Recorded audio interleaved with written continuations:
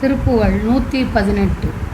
இரு செப்பென வெற்பென வட்டமும் ஒத்து இளகி புலகித் திடுமாதர் இடையை சுமையை பெறுதற்கு உறவுற்று இறுகக் குறுகி குழல் சோரத் தருமெய் சுவை உற்று இதழை பருகி தழுவி கடி சுற்ற அணைமீதே சருவி சருவி குனகித் தனகி தவமற்று உழலக் கடவேனோ ஹரிபுத்திர சித்தஜனுக்கு அருமைக்கு உரிய திருமைத்துனவேளே அடல் குக்குட நற்கொடி பெற்று எதிர்வுற்று அசுரக் கிளையை ஒருவோனே பரிவுற்று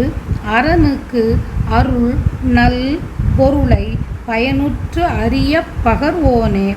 பவன புவன செறிவுற்று உயர் மெய் பழனி குமரப் பெருமாளே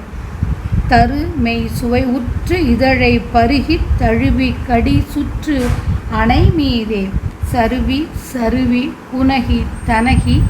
தவமற்று உழலக் கடவேனோ பழனி குமரப் பெருமாளே. திருமாலின் மகனான காமனின் அரிய அழகிய மைத்துனனே, வன்மை வாய்ந்த கோழியை நல் கொடியாக ஏந்தி எதிர்த்து வந்த அசுரர் கூட்டத்தை எதிர்த்து போரிட்டவனே, அன்பு கொண்டு சிவபெருமானுக்கு அருளுடைய நல்ல பிரணவ மந்திரத்தின் பொருளை அதன் பயனை அறியும்படி உபதேசம் செய்தவனே, காற்று மண்டலம் வரை நிறைந்து புகழால் உயர்ந்த வாய்மை விளங்கும் பழனியில் வீற்றிருக்கும் பெருமாளே, பொதுமகளிர் மாயவலை சிக்குண்டு அழியாமல் காப்பாயாக.